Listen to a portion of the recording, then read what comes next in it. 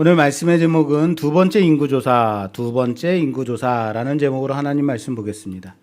두 번째 인구조사라고 했다면 뭐가 있다는 얘기예요? 첫 번째 인구조사 더 있겠다 싶죠.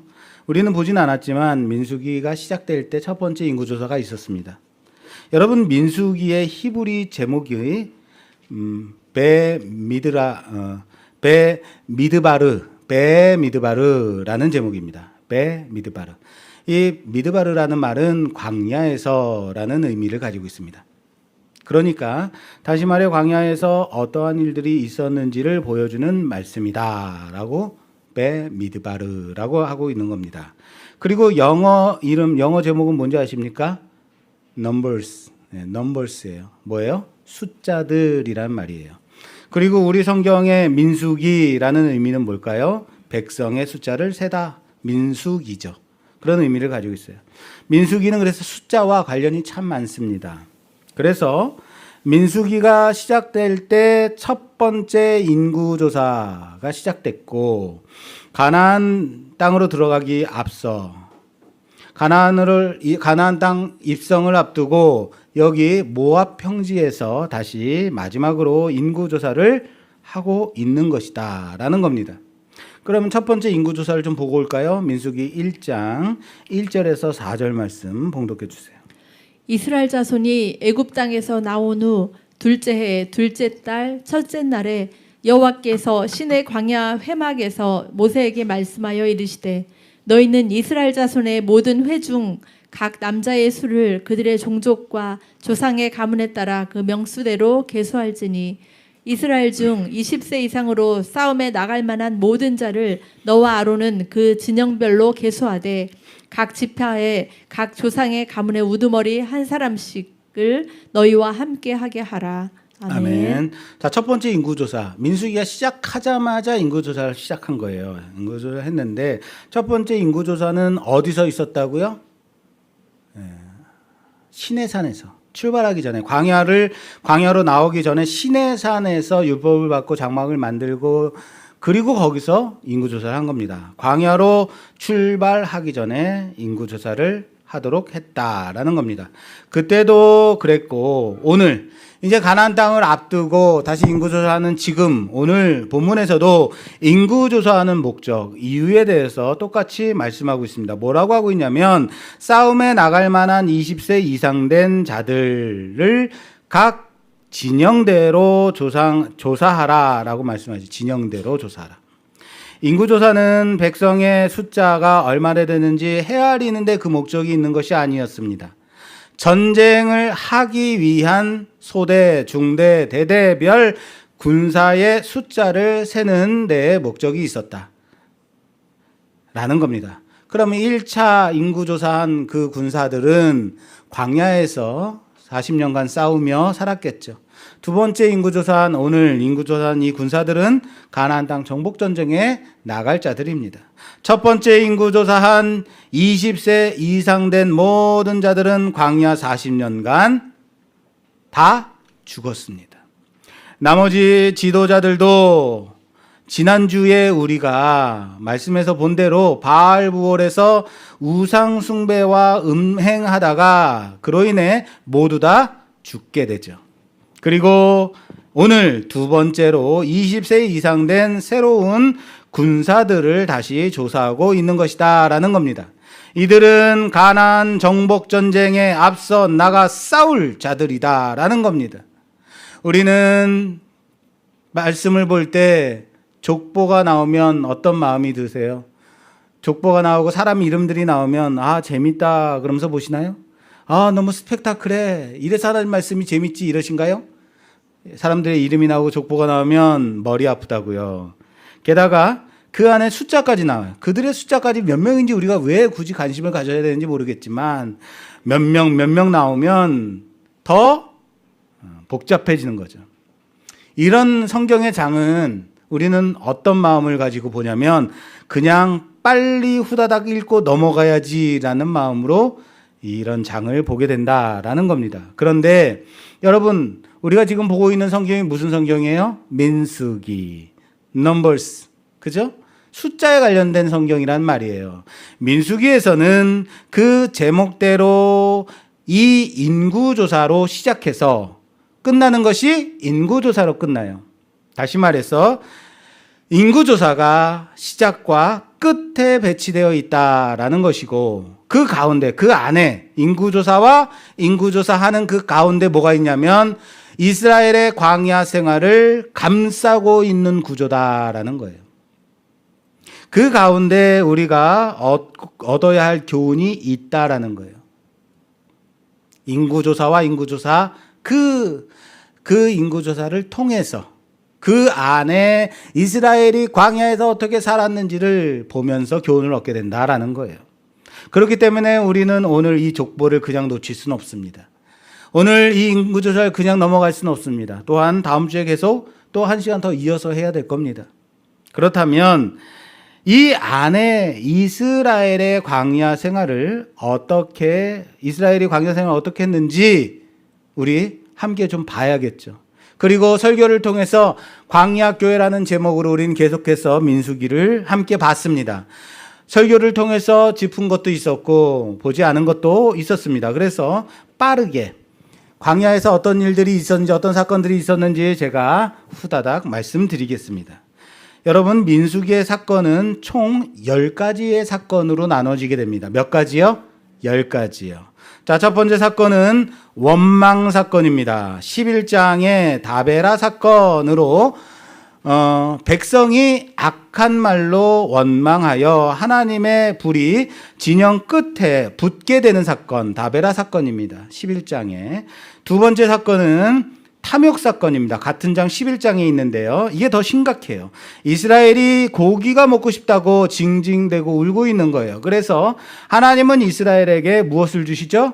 메추라기를 보내주십니다. 그러나 11장 33절 말씀에 보면 고기가 아직 이 사이에 있어 씹히기 전에 여호와께서 백성에게 대하여 진노하사 심히 큰 재앙으로 치셨으므로 그곳 이름을 기브롯 핫다와라 불렀으니 욕심을 낸 백성을 거기 장사함이었더라. 그래서 누구를 장사했다고요? 욕심을 낸.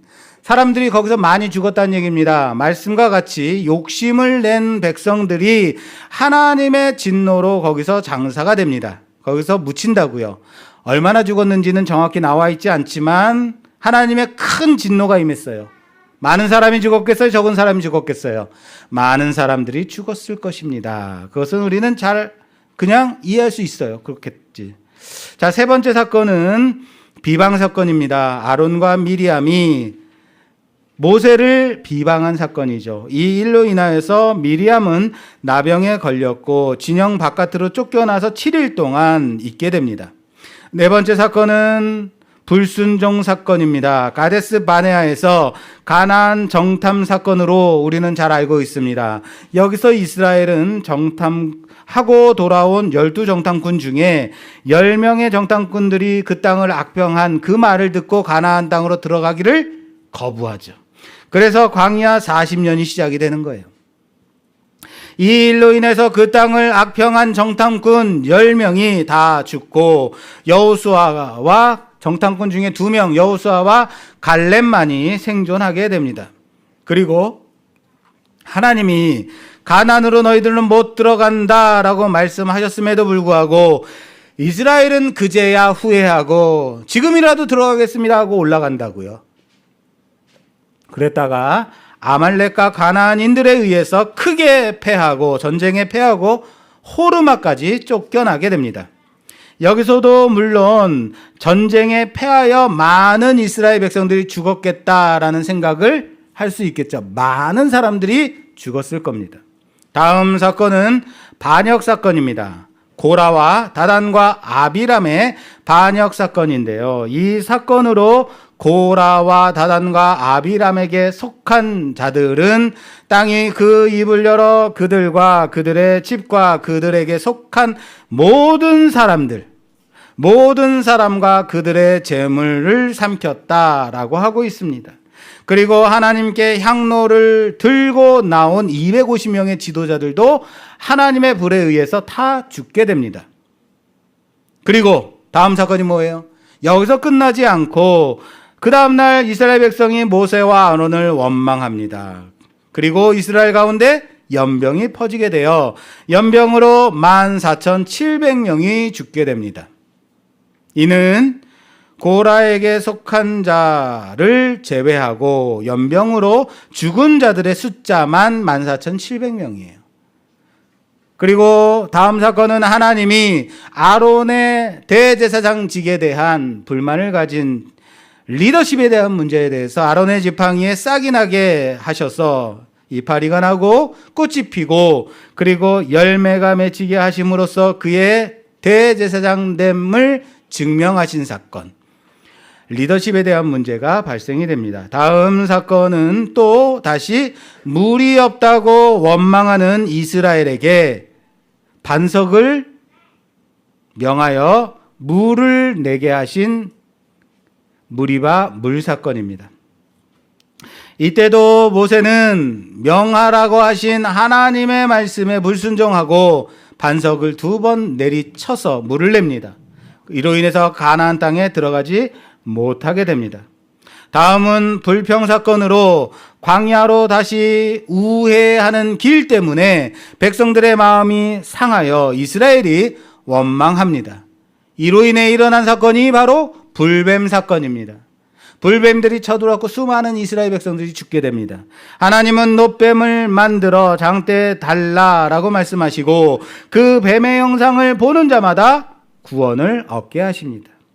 여기서 보면 불뱀에 물려 죽은 자가 몇 명인지 정확하게 나와 있지 않지만 죽은 자가 꽤 매우 많았으리라는 것을 얼마든지 상상할 수 있어요. 그죠?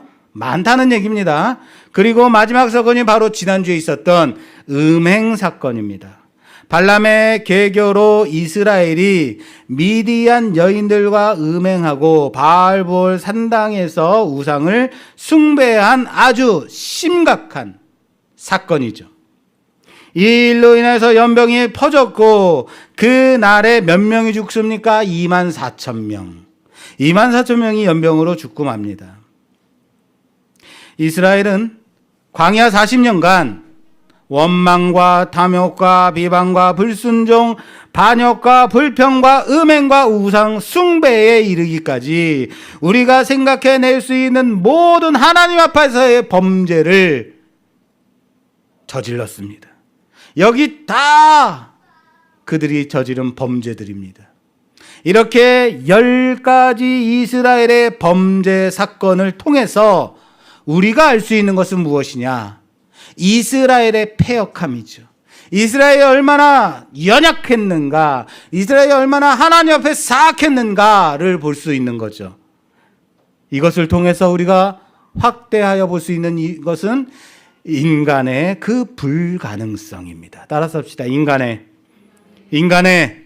불가능성. 무슨 얘기입니까?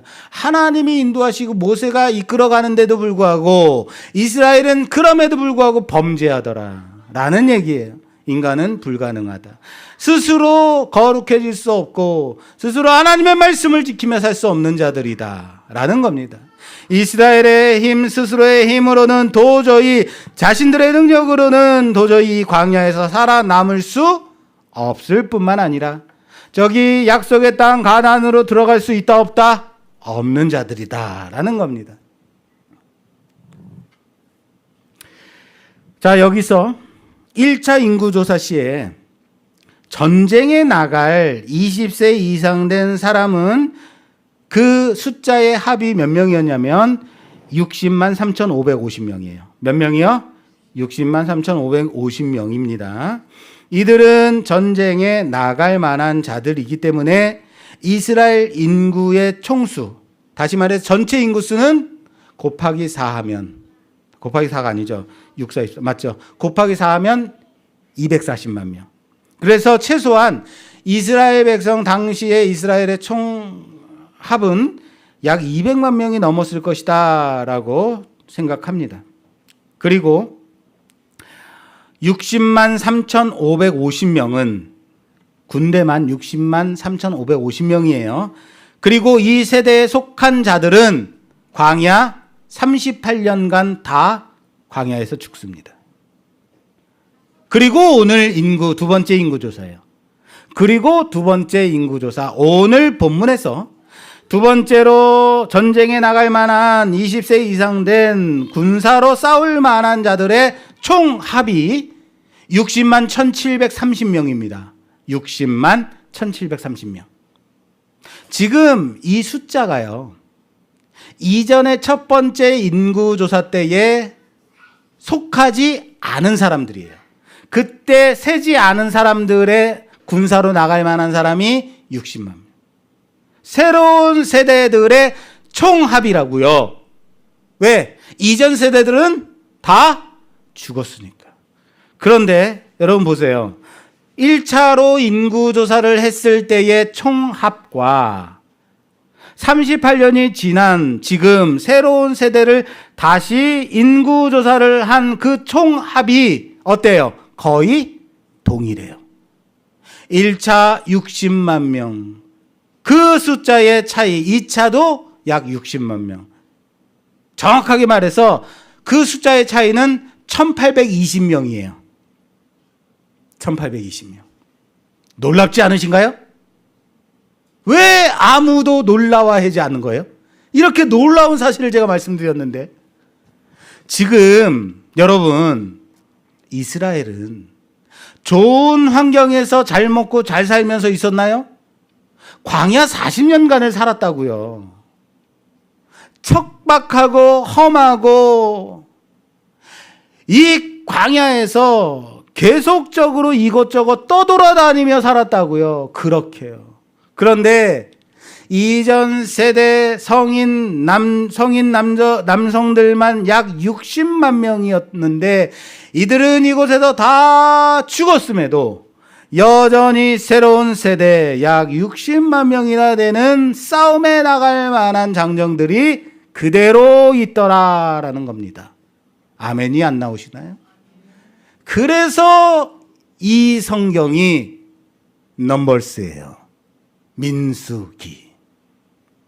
게다가 이들이 광야에서 무엇을 했어요?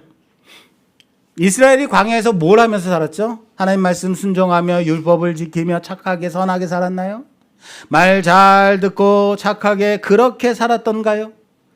그들은 원망과 탐욕과 비방과 불순종과 반역과 불평과 그리고 음행과 우상숭배까지도 서슴지 않고 행했던 모든 죄악들을 다 행한 자들이었다라는 거예요.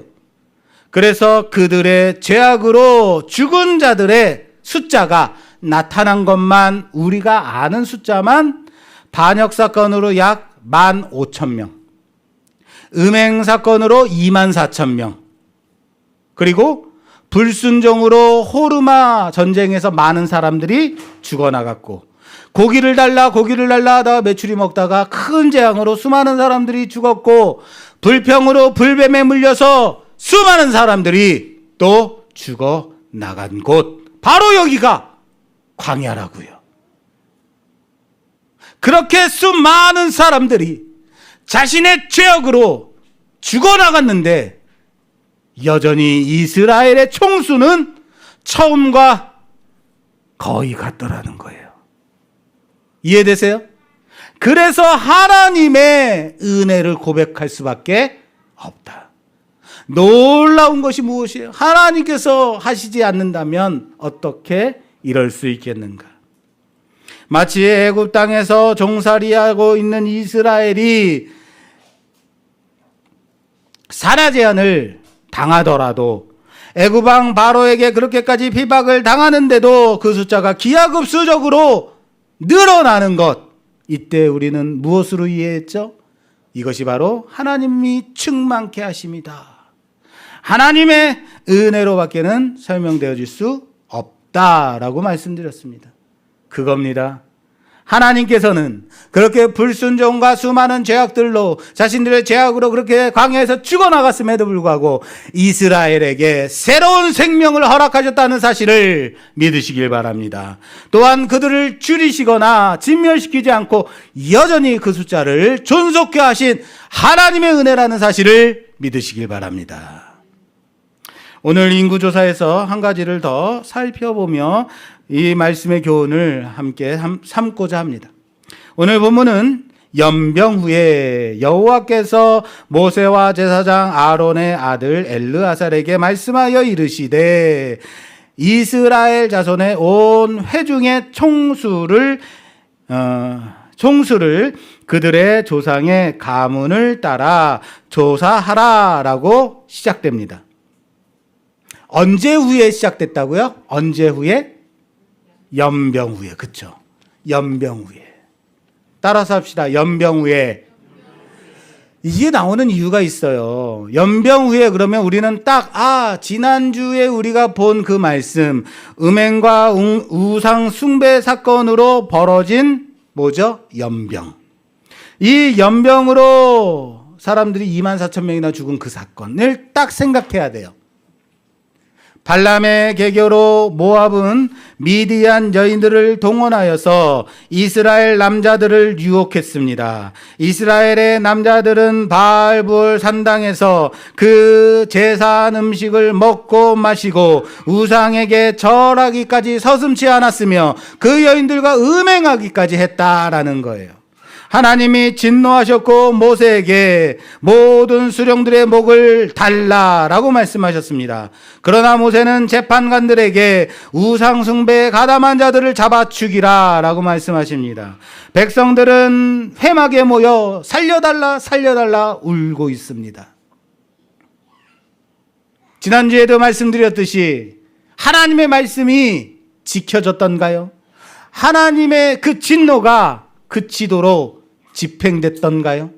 하나님의 진노가 하나님의 명령이 지켜지지 않는 가운데 점점 더 퍼져가고 가해지고 그것이 연병으로 진행되고 있는 그 순간 아무렇지도 않게 모든 회중이 바라보고 있는 그 눈앞으로 시므리가 미디안 여자를 데리고 자기 장막으로 들어갑니다.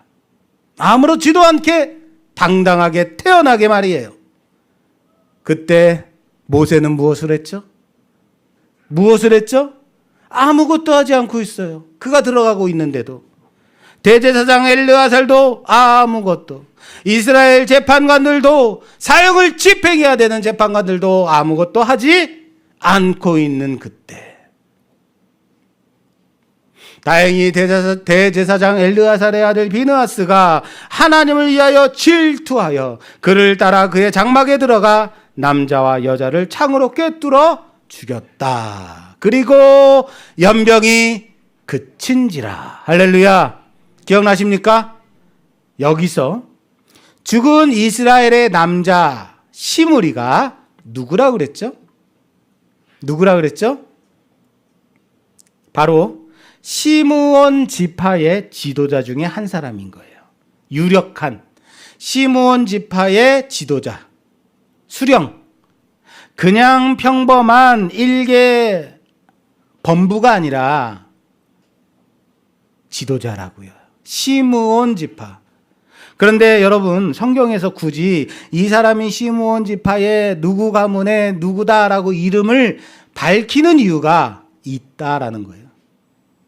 그것이 오늘 본문 말씀입니다. 자, 오늘 본문 말씀 볼게요. 12절에서 14절 말씀 봉독해 주세요. 시므온 자손의 종족들은 이러하니 누무엘에게서 난 누무엘 종족과 야민에게서 난 야민 종족과 야긴에게서 난 야긴 종족과 세라에게서 난 세레 종족과 사울에게서 난 사울 종족이라. 이는 시므온의 종족들이니 계수된 자가 22,200명이었더라. 아멘. 자, 시므리는 시므온 지파라 그랬어요.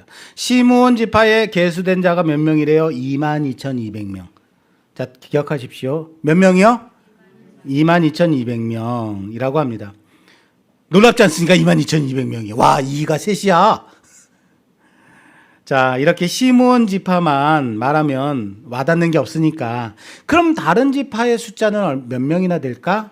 볼까요? 제가 빠르게 말씀드릴게요. 루벤 지파는 43,730명.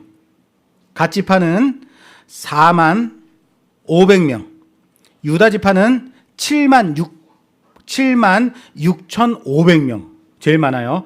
이사갈 지파는 64,300명. 스불론 지파는 65,500명. 므낫세 지파는 52,700명. 에브라임 지파는 42,500명. 베냐민 지파는 45,600명. 단 지파는 64,400명. 아셀 지파는 54,400명. 납달리 지파는 45,400명입니다. 어때요? 들으시면서 숫자만 나오면 우리는 이렇게 암울해져요. 보세요. 대부분 평균치가 종족대로 평균치가 4만에서 5만 명이에요. 그렇죠? 4만에서 5만 명이고 많은 유다 지파는 7만 명까지. 그런데 시므온 지파는 기억하라 그랬죠. 몇몇 명이라고요? 22,200명. 밖에 안 되는. 대부분이 4만 명, 5만 명인데 시므온 지파는 22,200명밖에 안 되는. 무슨 말을 하고 있는지 아시겠어요? 시므온 지파는 작다고요. 아주 쪼그라들었다고요. 물론 시므온 지파는 원래 사람이 적었나 보다. 처음부터 숫자가 적었나 보지라고 생각될 수 있죠. 그럼 첫 번째, 두 번째 인구조사 말고 첫 번째 인구조사 때 시므온 지파가 몇 명이었는지 한번 찾아볼까요? 민수기 1장 22절에서 23절 말씀. 잘 보세요. 시므온의 아들들에게서 난 자를 그들의 종족과 조상의 가문에 따라 20세 이상으로 싸움에 나갈 만한 각 남자를 그 명수대로 다 계수하니 시므온 지파에 계수된 자는 59,300명이었더라. 아멘. 몇 명이요? 59,300명. 약 6만 명. 평균치가 4만에서 5만인데 6만이면 적은 숫자예요, 많은 숫자예요? 많은 숫자예요. 처음에 시므온 지파의 숫자가 약 6만 명이었는데 두 번째 인구조사를 하니까 몇 명으로 줄어들었어요? 22,200명. 약 2만 명으로 줄어들었더라고요. 37,100명이 줄은 거예요. 인구의 약 60%가 줄어들었어요. 그 지파의 60%가 작은 숫자에 3만 명 이상이 줄었는데요. 그러면 다른 지파들도 그렇게 줄었을까요? 아니에요. 물론 늘은 데도 있고 살짝 줄은 데도 있지만 다른 지파의 수는 이만큼까지 큰 차이가 없더라는. 유독 시므온 지파의 숫자만 크게 줄어들었다. 왜 그렇게 줄어들었을까? 그 답이 오늘 본문의 시작인 거예요. 오늘 본문이 어떻게 시작이 됐죠? 연병 후에. 이 인구조사를 한 이유가 연병 후에 시작이 된 거고, 자, 연병이 왜 일어났다? 음행과 우상숭배 때문에. 그리고 그 사건의 종지부를 누가 찍었어요? 시므온 지파의 수령 중 하나인 시므리가 마무리 졌어요. 깔끔하게. 성경은 이 사건에 집중시키고 있는 거예요. 왜 우상숭배와 음행의 사건에서 맨 마지막에 시므리를 등장시키고 있는가? 그리고 그가 시므온 지파임을 왜 얘기하고 있는가? 이스라엘의 마지막 음행과 우상숭배의 사건이 어느 지파가 주도되었는지를 말씀하시는 거예요. 오늘 인구조사를 통해서 보여주는 것이 바로 그겁니다. 아시겠어요? 시므온 지파가 중심이 되어 주도하여 우상숭배와 음행을 하였고 이 일로 일어난 연병의 가장 큰 피해를 당한 지파가 바로 시므온 지파다라는 거예요. 신학자들은 대부분 이 바알볼 산당에 올라간 지파가 시므온 지파다라고까지 얘기를 합니다. 그 중심에 시므온 지파의 지도자 중 하나인 시므리가 있는 겁니다. 무슨 말인지 이해되세요? 우리는 이 광야 사건, 40년간의 사건을 통해서 놀라운 하나님의 은혜를 봅니다. 약 60만 명이나 되는 그 군사력이 40년이 지난 지금 그들은 다 죽었음에도 새로운 세대들의 약 60만 명의 새로운 군사로 채워주시더라. 놀랍죠. 그 척박하고 황량함 속에서도 이들을 존재시키시는 그 하나님의 은혜를 발견하게 된다고요. 그런데 그 가운데 시므온 지파만이 60%가 넘게 줄어들었다. 이건 뭔가? 이 척박한 황량한 광야 생활 가운데서 모세도 신명기에서 우리가 이 광야 생활을 한 것을 하나님의 무엇이라고 고백하고 있는지 아십니까? 신명기 8장 4절에서 6절 말씀 봉독해 주세요. 이 40년 동안에 내 의복이 헤어지지 아니하였고 내 발이 부르트지 아니하였느니라. 너는 사람이 그 아들을 징계함 같이 내 하나님 여호와께서 너를 징계하신 줄을 마음에 생각하고 내 하나님 여호와의 명령을 지켜 그의 길을 따라가며 그를 경외할지니라. 아멘. 그 의복이 헤어지지 않고 발이 부르트지 않고 하나님께서 그 아들을, 사람이 그 아들을 징계함 같이, 여기서 징계함 같이는 연단하다, 훈련시키다라는 의미를 가지고 있어요. 그렇게 하나님이 이스라엘을 광야에서 훈련시킨 것이다 라고 고백하고 있는 겁니다. 여기 광야에서 하나님께서 이스라엘을 아들을 훈련시키듯이 말이에요. 여러분, 민수기를 시작하며 백성의 수를 셌습니다. 약 60만 명. 민수기가 마무리되면서 다시 군사들의 숫자를 셉니다. 가나안으로 들어갈 새로운 세대들입니다. 약 60만 명입니다. 광야에서 1세대들은 다 죽었습니다. 그런데 그 60만 명이 다 죽어 새로운 세대가 광야에서 60만 명 그대로 존재하더라라는 거예요. 광야에서 40년간 이렇게 인구가 그대로 보존될 수 있다라는 것, 이것은 불가능하죠. 그래서 우리는 이것을 하나님의 은혜다라고 밖에 말할 수 없는 것입니다. 민수기 1장은 이렇게 첫 번째 인구조사로 시작해서 전반부인 10장까지는 레위기를 이어서 각종 규례들과 절기를 지키는 방법에 대해서 말씀하십니다. 그리고 자, 이제 광야로 출발한다 하고 시작된 것이 민수기 11장이에요. 그리고 출발한 민수기 11장에서 첫 번째 사건이 일어나요. 11장 1절에서 아무 설명 없이 백성이 악한 말로 원망하였다로 시작합니다. 이렇게요. 여호와께서 들으시기에 백성이 악한 말로 원망하매, 이렇게 시작해요. 여러분, 11장 1절이 광야로 시작하는 장이라고요. 출발하자마자 백성이 악한 말로 원망했다라는 겁니다. 아무 설명도 없어요. 왜 원망했는지, 왜 그들이 악한 말을 했는지 설명이 없어요. 그냥 백성이 악한 말로 원망했다, 하나님이 들으심에, 이거예요. 뭐지? 왜 이들이 원망했을까? 궁금해요. 무엇일까요? 요즘 애들한테 말을 걸면 애들이 툭 하면 에이 짱나 그래요. 야, 짱? 짱이 뭐야? 라고 말하면 그것도 몰라요? 에이, 짱나! 라고 말해요. 내가 짱이 몰라서, 야, 짱이 뭐야? 라고 물었는데, 그걸 가지고 또 짱난대요. 모른다고. 우리 어렸을 땐 짱은 대빵을 말하는 거였거든요. 근데 요즘 짱난대요, 얘네들이. 무슨 말인지 이해되시죠?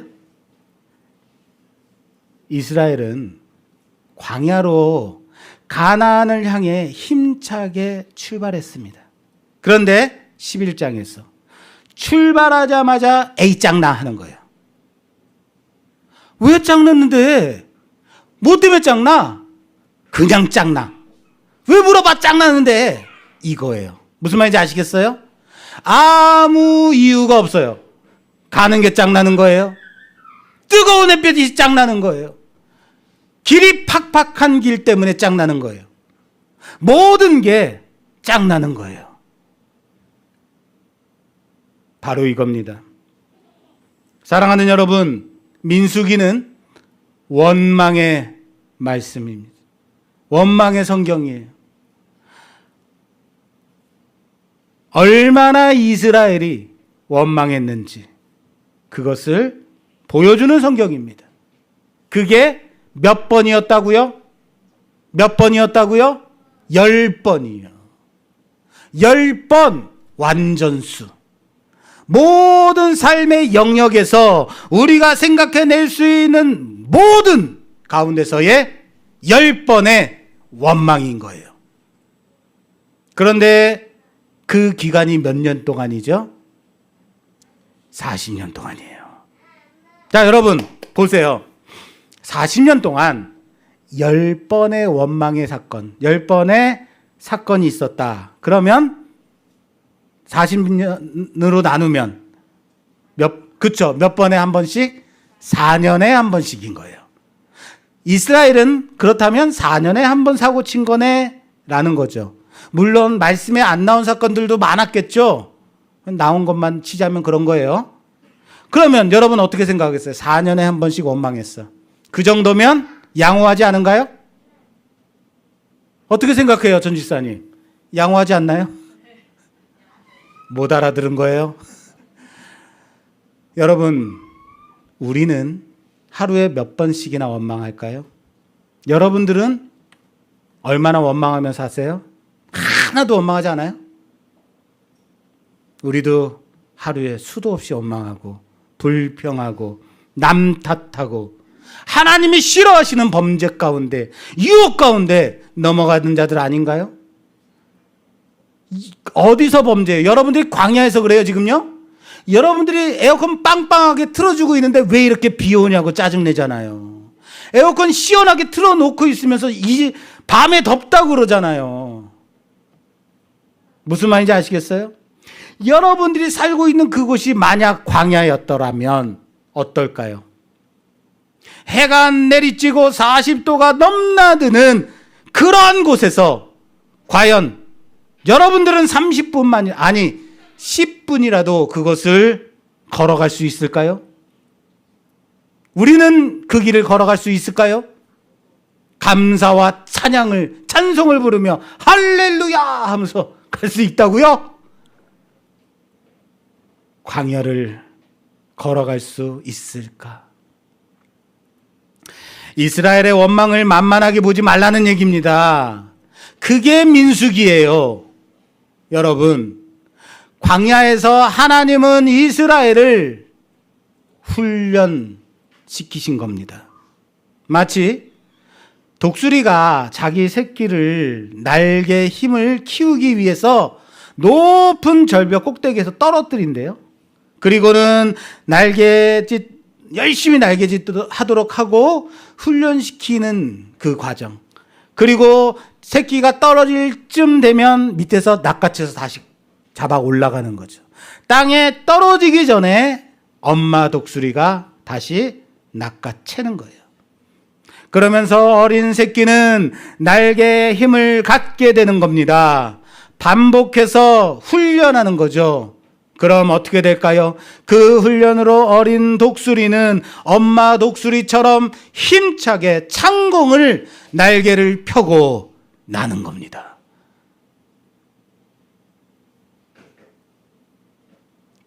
훈련을 통해서. 그럼 여러분, 훈련을 통해서 된다면 그럼 참새는 안 될까요? 어떻게 생각하세요? 참새는 안 될까? 참새도 엄마 참새가 새끼 참새를 높은 절벽에서 뚝 떨어뜨려서 파닥파닥파닥 내리는 거를 바닥에 떨어뜨리기 전에 딱 낚아채서 다시 착 올라가서 또 떨어뜨리고 또 떨어뜨리고 이렇게 반복해서 하면 독수리처럼 창공을 쫙 날개를 펴고 나는 그런 멋진 맹수가 되는 거 아닌가요? 안 되나요? 그럼 참수의 조류의 왕이 되는 거 아니에요? 훈련하면 말이에요. 될까요? 안 될까요? 참새는 안 돼요. 왠지 아십니까? 참새는요, 엄마 참새가 바닥에서 낚아챌 수 없어요. 엄마 참새가 아기 참새를 바닥에 떨어지기 전에 낚아채지 못합니다. 참새는 맹수의 왕이 아니기 때문입니다. 그래서 훈련할 수도 없고 훈련해도 안 되는 겁니다. 하나님은 애굽을, 모압을, 미디안을, 가나안의 7 족속을 훈련시키시지 않았습니다. 그들의 하나님이 아니기 때문입니다. 하나님은 오직 하나님의 자녀, 그의 거룩한 백성을 이 광야에서 훈련시키셨다라는 사실을 믿으시길 바랍니다. 그들이 바로 하나님의 선택받은 백성이요, 하나님의 언약의 백성이요, 그의 제사장 나라이기 때문에 훈련시키신 겁니다. 왜요? 거룩하게 살라고요. 하나님의 백성답게 살라고요. 하나님의 자녀로 살라고요. 민수기는 크게 원망으로 시작했어. 탐심으로, 그리고 비방과 불순종, 음행과 우상숭배로 이어져 갑니다. 그리고 마지막 음행과 우상숭배 사건에서 시므온 지파는 완전히 쪼그라집니다. 40년 전보다 절반이, 아니 60%가 줄어든 22,200명으로 줄어들어요. 이것을 보면서 여러분들은 무슨 생각을 하십니까? 네, 그럴 줄 알았다. 음행하면 그렇게 되는 거야 라는 생각만 드십니까?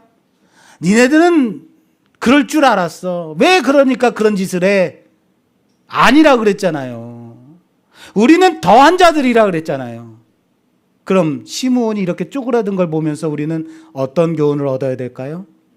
여러분, 음행하는 것, 우상숭배하는 것, 어떤 죄죠? 모르세요? 진멸받아야 되는 죄예요. 안 그래요?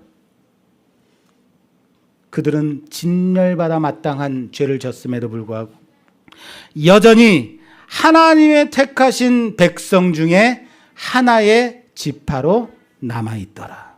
22,200명으로. 그렇게 주도하여 하나님이 가장 싫어하시는 음행과 우상 숭배에 나선 지파였음에도 불구하고 그럼에도 하나님은 진멸시키지 않으시고 끝까지 붙잡고 그 은혜를 베풀어 주시더라라는 겁니다. 마찬가지로 이것이 비단 시므온 지파만의 일이었을까요? 시므온 지파만이 이런 죄악을 저질렀을까요? 이스라엘 모든 지파가 민수기 전체에 걸쳐서 광야 40년간 원망으로, 탐심으로, 비방으로, 불순종과 음행과 우상 숭배로 세상의 다른 민족들과 똑같이, 아니 더 심하게 그렇게 살았음에도 불구하고 그럼에도 하나님의 구원의 은혜가 그들 가운데 여전히 존재시키시고 그 숫자 또한 군대만 약 60만 명의 숫자를 이어가게 하시더라. 할렐루야. 이것이 바로 하나님의 말씀인 겁니다. 사랑하는 여러분, 오늘 우리는 이 광야 가운데서 하나님의 백성을 하나님의 백성답게 훈련시키시는 하나님을 봅니다. 한 지파도 탈락시키지 아니하시고 포기하지 아니하시고 끝까지 붙잡아 주시는, 그래서 끝내 약속의 땅을 점령케 하시는 언약의 하나님을 발견합니다. 이것은 바로 광야 같은 이 땅을 살아가는 우리를 훈련시키시고 자녀다운 자녀로 거룩한 백성으로 만들어 가실 하나님의 크신 계획하심을 함께 고백하기를 주님의 이름으로 부탁합니다. 끝내 하나님의 자녀로서 그의 거룩한 백성으로 살고 있는 우리 자신을 발견할 그날을 기대하십시오. 하나님의 나라에 걸맞는 그런 자들로서 세워져 가는 우리가 되기를 기대하십시오. 하나님께서 그렇게 만드실 거기 때문에 그래요. 하나님이 그렇게 훈련시키시고 끝내 이루시며 성취하실 하나님을 발견하고 고백하는 우리 모두가 되기를 주님의 이름으로 축원합니다. 축원합니다.